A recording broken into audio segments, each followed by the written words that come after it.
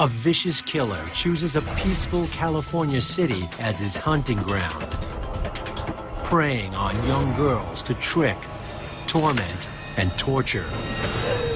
He enlists a vulnerable young teen who shares his twisted fantasies and proves more than willing to play her part in their wicked attraction.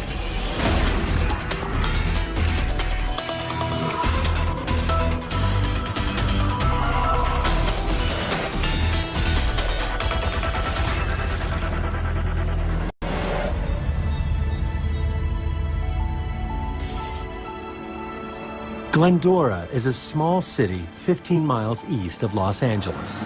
It's known for its low crime rate. But in March 1996, its reputation as an idyllic safe haven is about to be shattered for Cheryl Peters. See you later, sweetie. Bye-bye. I worked at a salon down the road. I told Jessie I loved her. I love you, I'll see you for lunch. But when Cheryl returns home from the hair salon, she immediately senses something is wrong. The only thing I do remember is the emptiness that I felt when I walked in there. It was dead silent, and she wasn't there. There's no sign of her 14-year-old daughter. Cheryl hopes Jessie has gone off with a friend.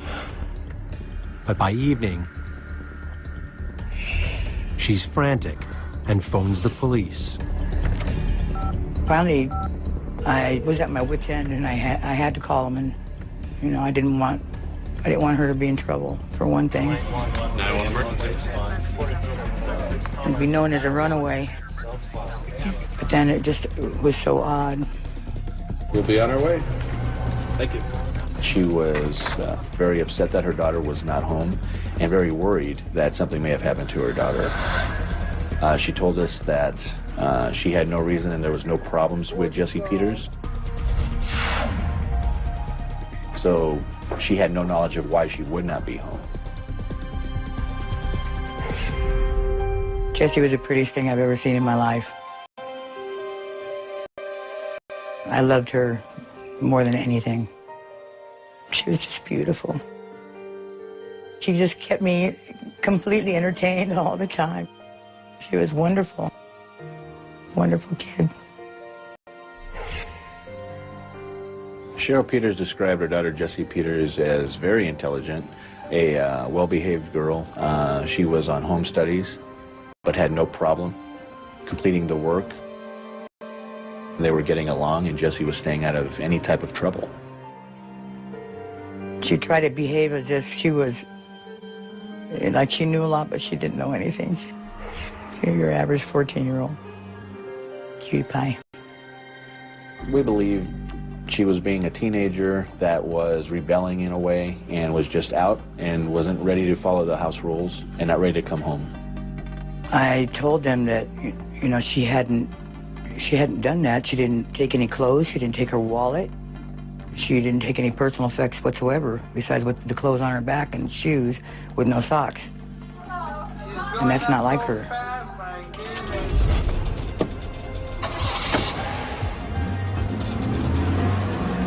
As we did a basic follow-up with some of the close neighbors to see if they heard or saw anything.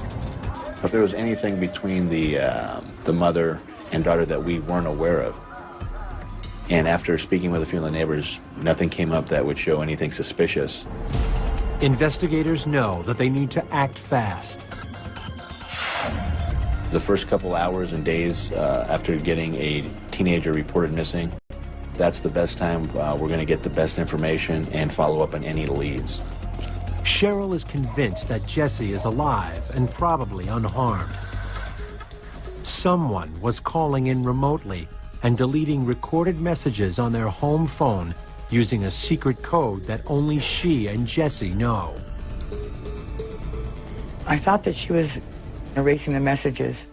As an incentive for Jessie to confirm that she is at least safe, Cheryl asks family members to leave recorded messages. And I would have my family calling in those first few days, saying how much we love her, to encourage her to come home. We did take that as a positive sign. We were holding out a lot of hope that Jesse was in fact okay and was out with friends or possibly a male boyfriend. That gave me hope. It gave me hope that she was coming home, that she was okay. Because who else would do that? But days turn to weeks, and there's no word from Jesse. I couldn't come to any kind of conclusion. I was afraid to think of anything happening to her. Part of me was hoping that she did run away, that she was okay. Investigators, too, grow increasingly concerned. Our big fear is that Jesse Peters isn't acting as a rebellious teenager, but that in fact something has happened to her. For a time, Cheryl had a serious drug addiction, and although this was confined to the past, she wonders if this could be a factor in her daughter's disappearance. I thought it was my fault.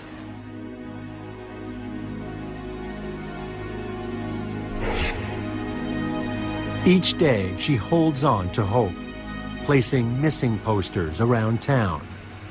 I went and I hung them up in the morning and they were pulled down at night. So I had to do that every day for I don't know how long until I ran out of money. A month after Jesse's disappearance, there's some promising news. We had a sighting of Jesse Peters near a bus stop.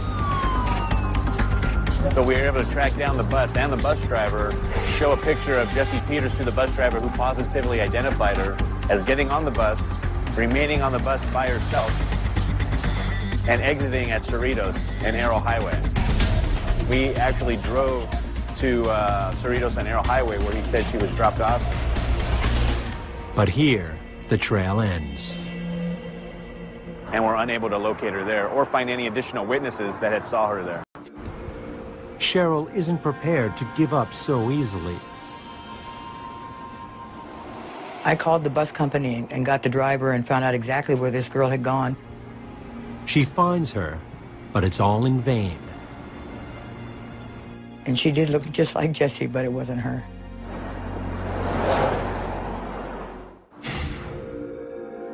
For months, new leads emerge and disappear. Every time I get a lead and they called me, I'd be right there. I'd drive there or I'd put posters up there.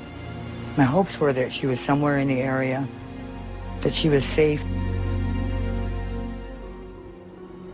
Then, 6 months later, there's fresh optimism that she's alive, unharmed, and perhaps did run away.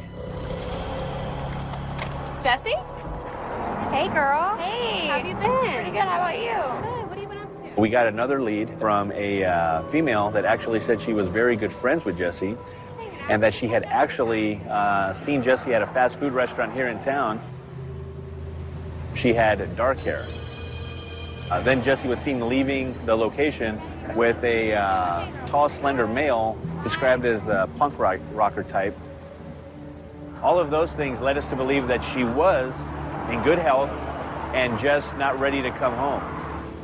Investigators look into the sighting, but again, it goes nowhere. Then, more than a year after she vanished, there's yet another alleged sighting nearby. This time, Jesse has red hair. A family member called her name. The female turned around, looked at the family member, then immediately walked across the street. I always got my hopes up when the lead came in, and it would just melt away because nothing would come of it. After 2 years and no fresh leads, police asked the National Center for Missing and Exploited Children to do an age progression poster of her. But still, no word and no clues. What we saw from Cheryl Peters was just a very dedicated and concerned mother, hoping for the best, but I think in the back of her mind, she was fearing the worst. I was afraid to think concrete about anything. I was waiting.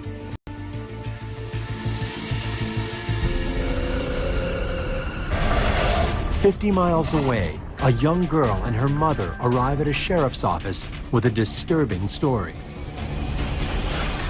Okay, so tell me what happened. Well, basically, me and my mom, we got... 14-year-old Isabel had run away from home. A boyfriend took her to a house in nearby Rialto, where a couple invited her to stay. But this was no safe haven.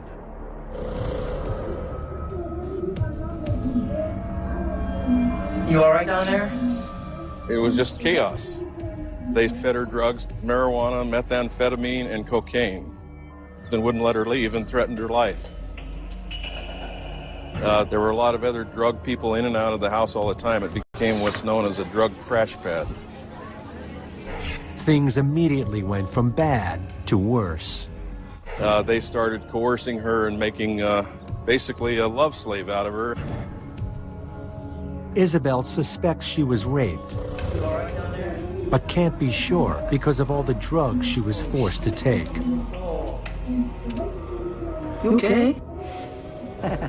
When she asked to leave, Isabel claims she was threatened and beaten by a man she feared.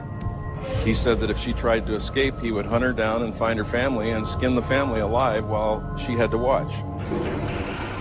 But that didn't stop her trying several times. Stop crying! Going. As her health deteriorated due to the drugs and abuse, the couple holding her prisoner finally let her go. She was nearly dead. She had been given so much methamphetamine. She was in very dire straits by the time they finally let her go.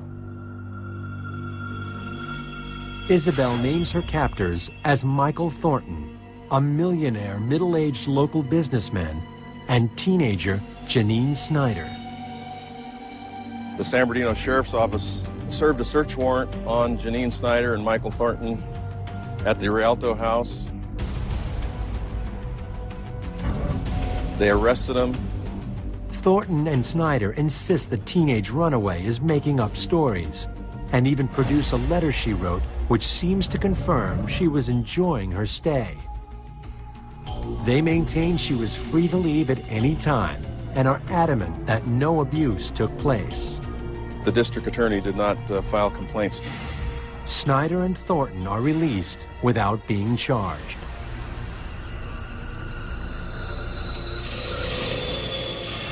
Michael Thornton was born in 1955.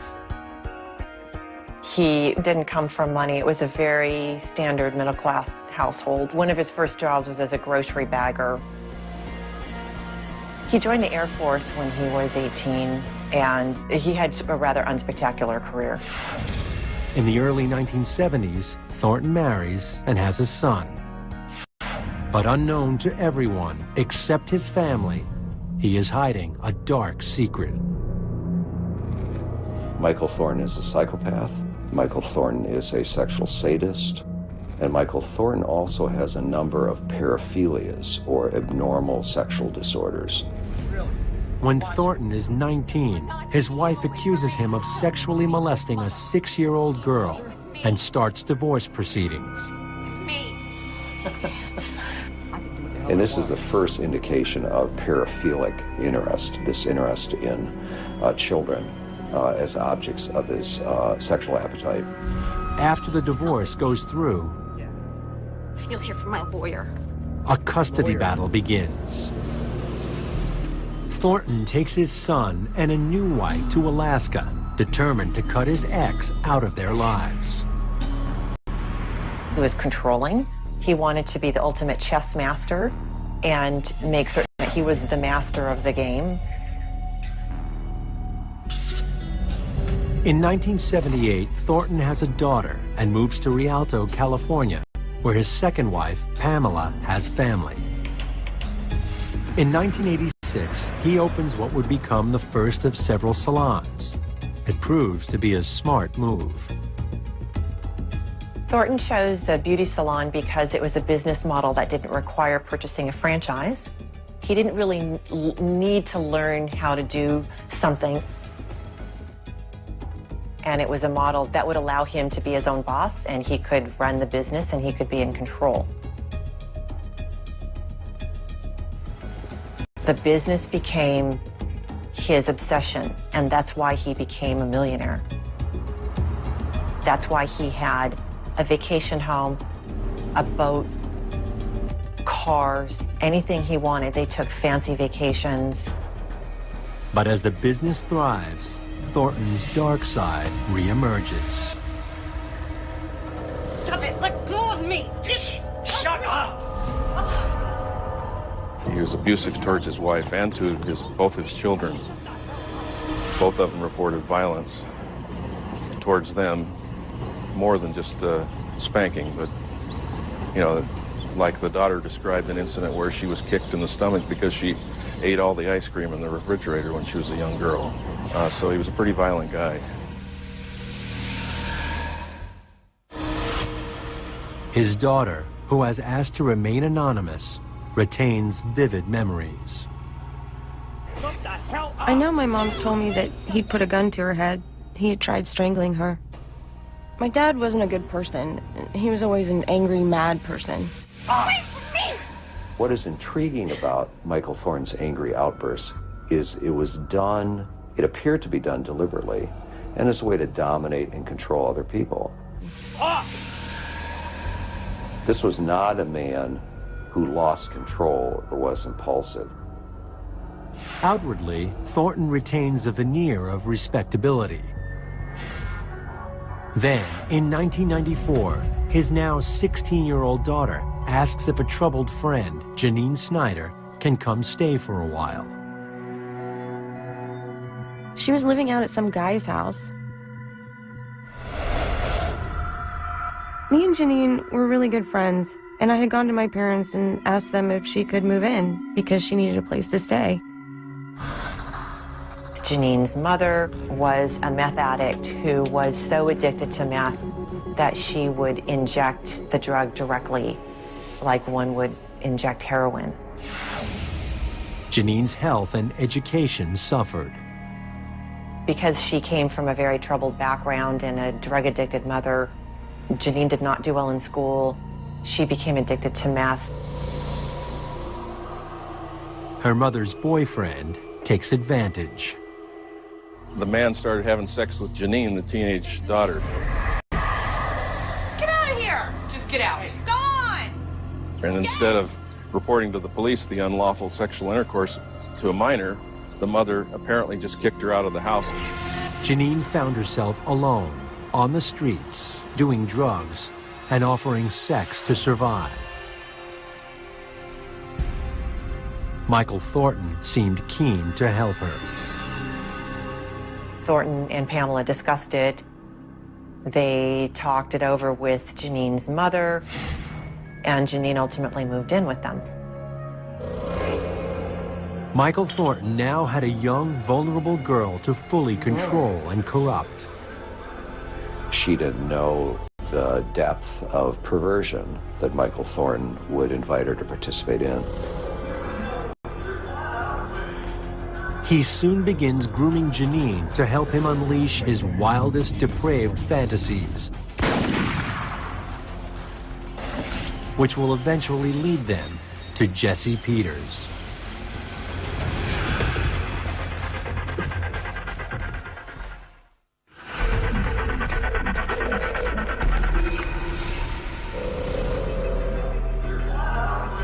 Michael Thornton, a successful hair salon owner, has persuaded his wife to allow a troubled teenage girl to live with them in Rialto, California.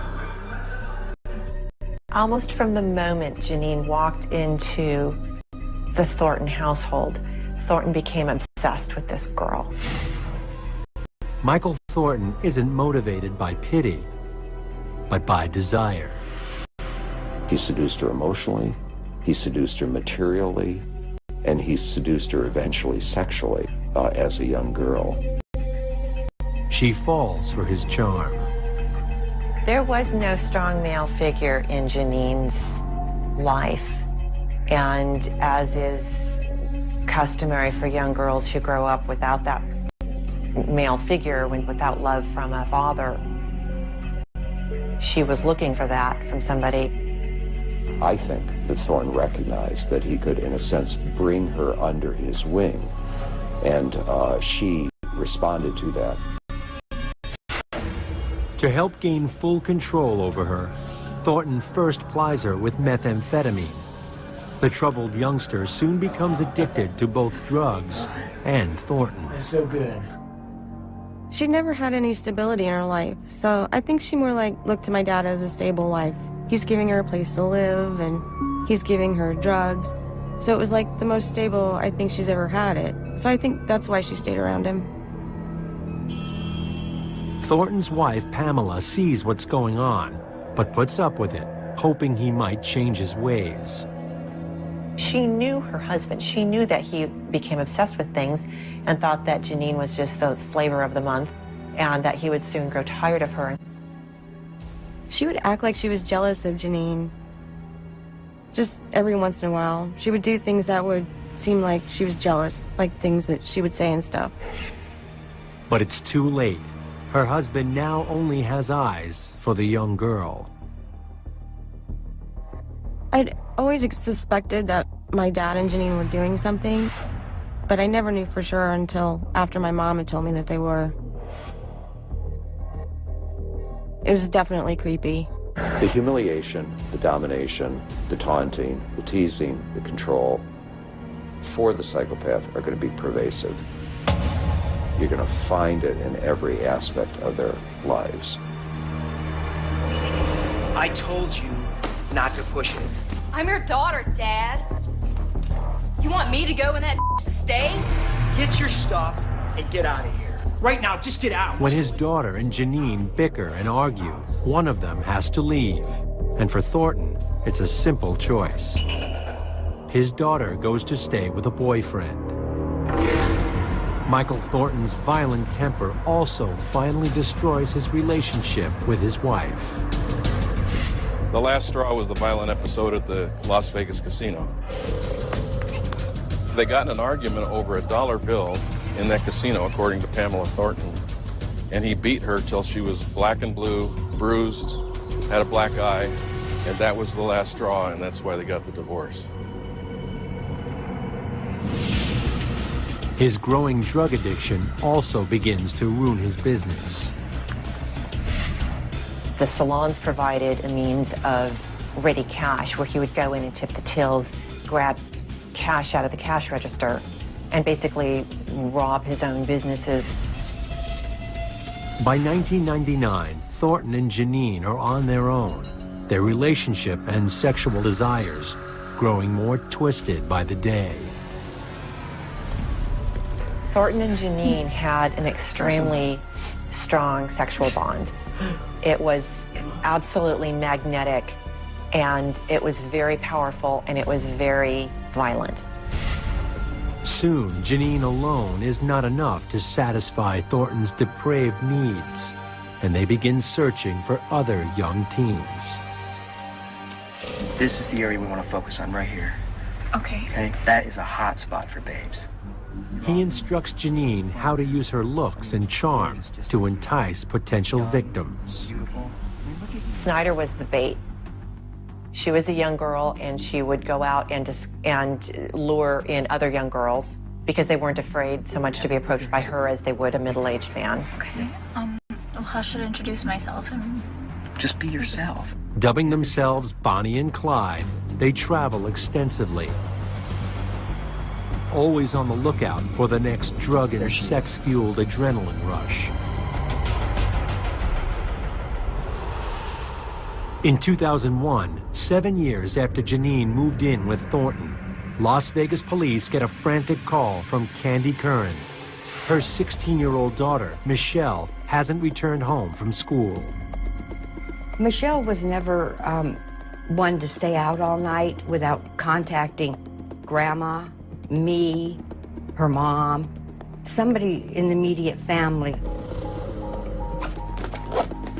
That morning, she was angry because she had to go to school, and she didn't want to, and she told my mom, I hope I get kidnapped and killed. Michelle left for school at 7 a.m., but never arrived. Police were treating it as a runaway case because there had been previous incidents where Michelle had left and stayed away 2 or 3 days, stayed over with friends until she cooled down and came back home. And they felt that this was a similar case. But the family said that they didn't feel that Michelle was gone willingly, because in the previous cases she had always called and let them know where she was. Come on, oh yes. Michelle's family desperately tries to convince police that she was abducted, as she has no reason to run away. I was very frustrated because there's a problem. Michelle was not a runaway. Michelle had disappeared. Michelle was a person that had a life, you know, and she had dreams. She had a boyfriend that she was in love with. She was very loving, very caring, had a lot of friends. She was very personable. She would become your friend, and she would be your friend for life. The family wastes no time. Just like Cheryl Peters 5 years earlier, they try everything to find Michelle. I had flyers made, and I went out and put them up on every telephone pole, every light pole, in different store windows. I went to TV stations because it wasn't on the news or anything. I went and bought donuts and took it to the police department to tell them and beg them to do something because she wasn't a runaway. Days go by without a sign of Michelle. It became worse and worse of what could have happened. What happened to Michelle? Where is she? She's not talking with any of her friends. She's not contacting the family. She's not making an appearance. What has happened to Michelle? 2 weeks later, in Rubidoux, California,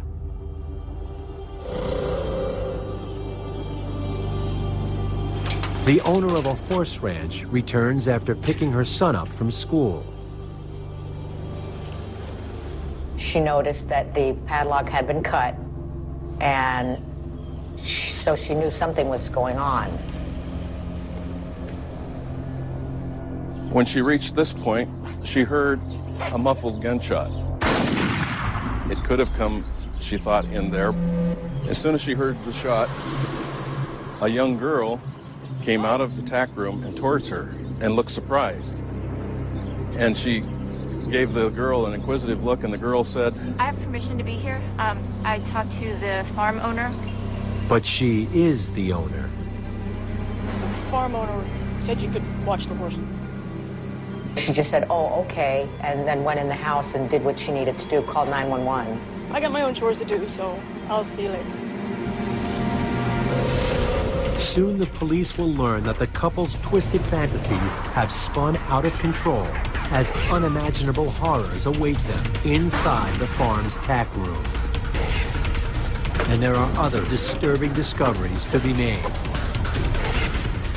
As finally, the truth emerges about what happened to Jesse Peters and Michelle Curran.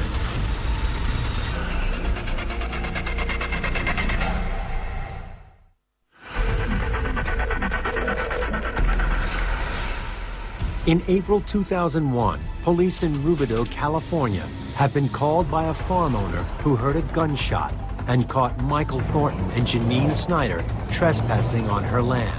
They fled into a residential neighborhood that's about a quarter of a mile down the road. Patrol cars were arriving, sirens were going, and they knew that someone was after them.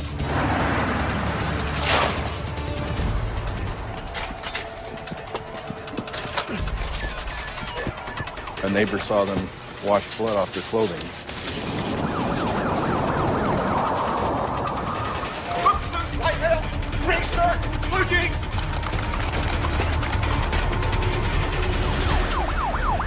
Police, get on the ground! Get on the ground now! Get on the ground! Hands out! Palms up!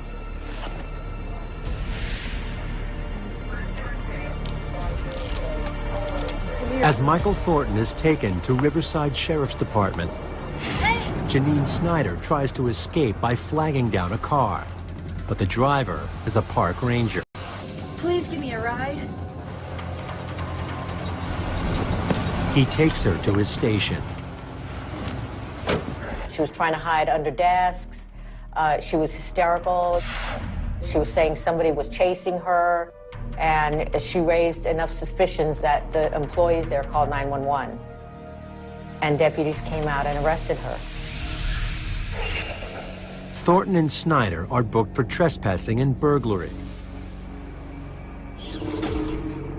As police search their truck, they discover a variety of suspicious items. They found a list of Riverside schools with some of the schools circled. They found sex toys and paraphernalia. They found duct tape. They found zip ties. They found ball gags. They found a purse or a wallet that contained identification of a teenage girl from Las Vegas. But most disturbing of all, photographs of a young girl being sexually abused by both Thornton and Snyder. As they started running people on their computer, they got a hit for Michelle Curran as a missing person from Las Vegas. She bears a striking resemblance to the girl in the photos. The particular photo that I remember showed her with her hands bound behind her back and the ball gag in her mouth, and she literally looks petrified in that photo. It was just, it's haunting. It's a haunting photo.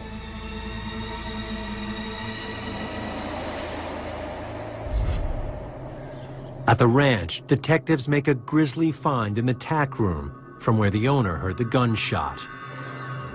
And they go into the tack room, and what they find inside the tack room is a large amount of blood on the floor. It appeared that somebody had been tied with these almost in kind of a bondage situation. And there were cable ties, there was horse lead ropes, and there were reins here. And all this blood, but there was no body.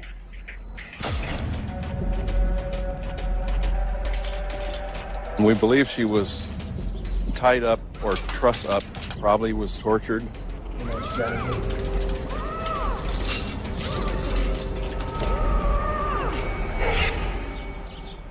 5 days later, the ranch owner is planning to clean out a horse trailer. She discovers the naked body of a teenage girl who appears to have been beaten and has a single gunshot wound to her forehead. Fingerprints later confirm the victim is 16-year-old Michelle Curran. I was horrified to learn that Michelle was murdered. When somebody's taken away from you to fuel somebody's wicked minds or monstrous minds, it's hard to describe. It was her blood in the tack room.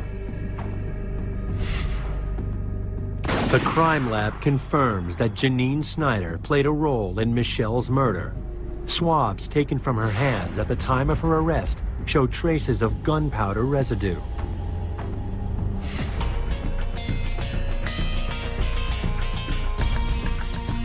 Thornton and Snyder are charged with numerous offenses, including first-degree murder, rape, and torture. They both enter pleas of not guilty. They refuse to assist investigators, but both reveal their disturbing secrets to others.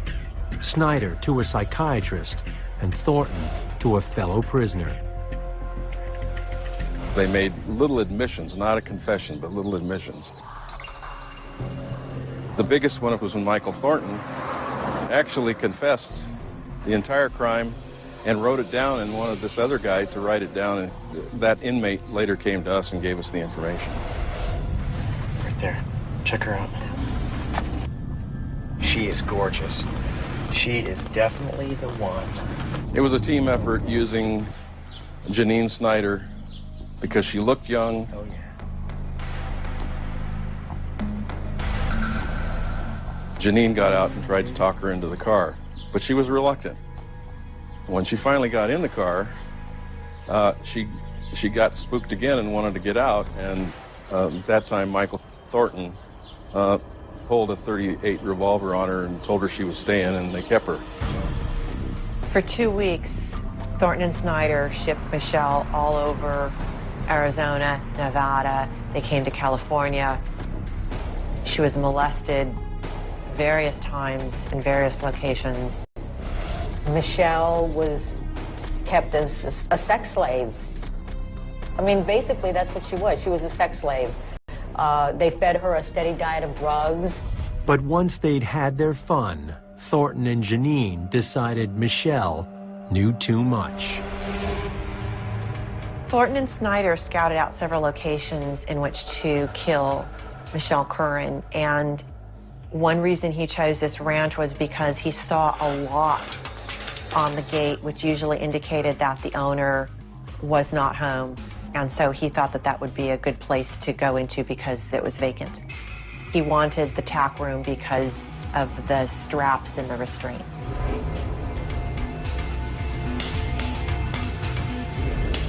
For the psychopath, the sexual sadist, control is the goal, day in and day out.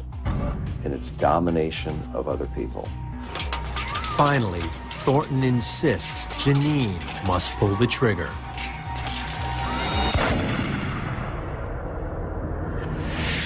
News of the tragedy produces fresh leads. Michael Thornton's own daughter calls the police and reveals that something has been troubling her mother. My mom had told me that about these different murders that she'd heard them talk about. And so that's when I had called the detectives. Thornton's ex-wife, Pamela, finally reveals a secret she's been harboring since 1996. One that leads police to shocking new evidence and a connection to the disappearance of Jesse Peters.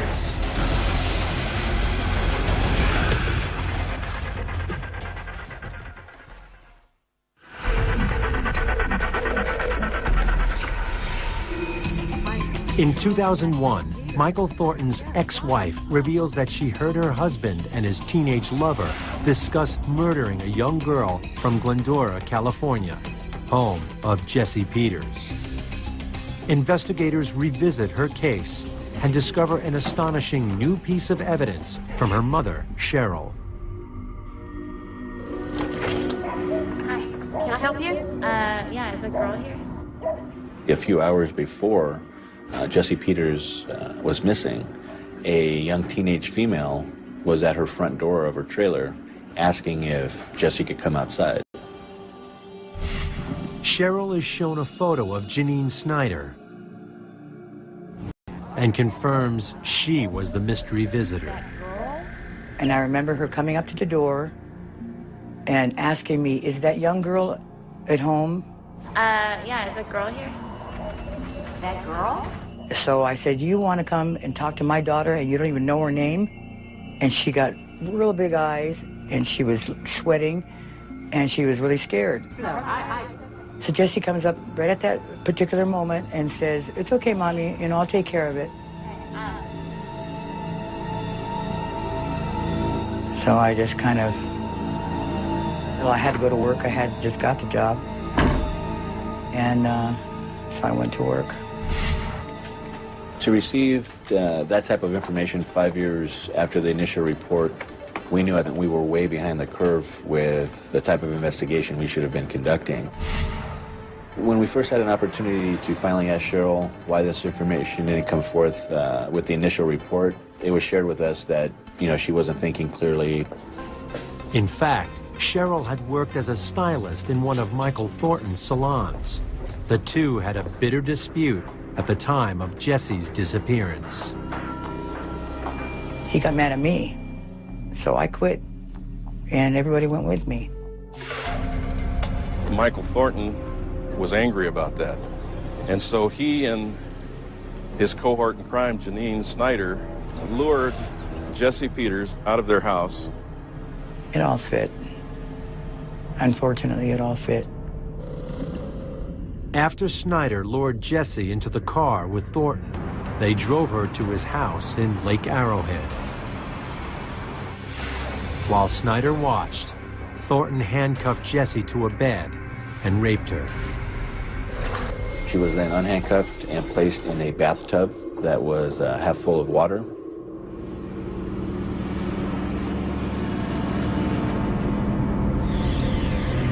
Without any warning, Michael Thornton walked into the bathroom and forced her head under the water of the bathtub. He held her there until she was dead. He then spent the remainder of the evening dismembering her body and put the body parts into separate igloo containers. And the next day, drove her near the area of Dana Point, where he took her body parts out on his boat.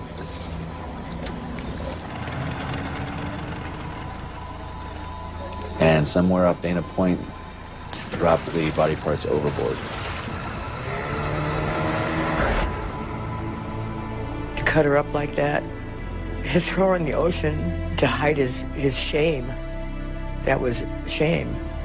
I just prayed and cried and cried. And I just couldn't believe it. When we learned that she was murdered within 24 hours of her abduction, that was very hard to hear.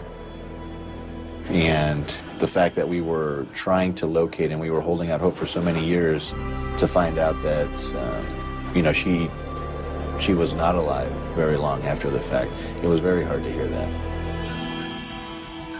And police also finally solved the mystery of those erased phone messages that had given Cheryl so much hope. The voicemail system automatically dropping or deleting messages after 1 week. And records showed they were always wiped at the same time. Jesse's body is never found. But Pamela tells investigators she had overheard the couple discussing abducting an ex-employee's daughter, drowning her, and throwing her dismembered remains into the sea, which matches Janeen's confession. He bragged about the murders, but she was in fear of him. With a 2006 court date for Michelle Curran's murder, psychologists finally determined Thornton and Snyder are competent to stand trial.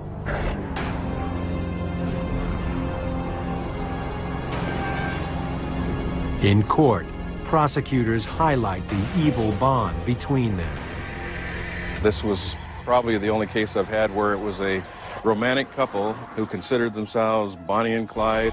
It was a skillfully crafted relationship designed to satisfy Thornton's fixation on young girls. You gotta put your hair in pigtails or ponytails. Okay, like this? Yeah. Yeah, exactly. Like this? Right.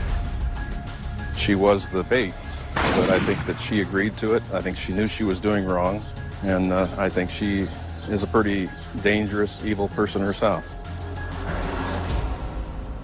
With his partner in crime, Thornton could make his wildest fantasies come true. Michael Thornton's fantasy was that he and some other person, in this case Janeen, would abduct young, fertile women. Oh, yes. Those women would be kept in the dungeon, typically naked. Janeen would take care of their daily needs. Michael Thornton would impregnate these women, and then the babies would be sold on the market as a source of income, and then these women would be disposed of. And that he and Janeen would carry out this very perverse economic project together. They had insatiable appetites for murder and violence against others. Defense lawyers try to portray Snyder as a victim of manipulation since the age of 14. But for the presence of Michael Thornton, Janeen Snyder, in my opinion, would not have gone down this road of raping and murdering. Yet, as a young adult, she is now making choices and has culpability for these crimes. And that is something that also the jury found to be the case. In September 2006, after hours of deliberation, Thornton and Snyder are convicted of the murder, torture, and rape of Michelle Curran. They are sentenced to death. After consulting Jesse's mother, authorities in Glendora decide not to prosecute for the murder of Jesse. I do want to be there when they're put to death. I want to be there. And Jesse will have her justice, and Michelle will have her justice too. Monsters is a very light word to describe them. To me, they're just taking up space. They're breathing air that should not be allowed them.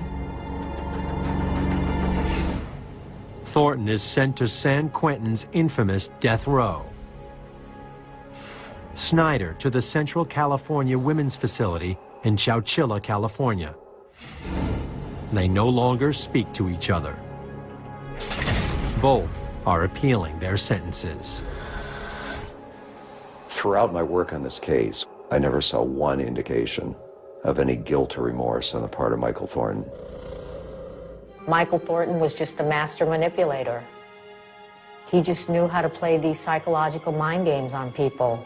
And, you know, look at the devastation that he left behind him. It was unbelievable.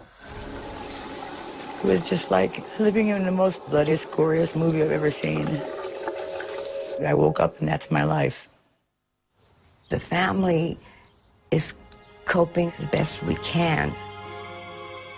Some days are easier than others, but it's never easy. This is one of the worst cases that I've seen because of the fact that Michael Thornton raised Janeen Snyder from the age of 14 to be the kind of predator that he already was. He shaped her development to turn her into the young wolf that he needed to carry out these acts of sexual violence.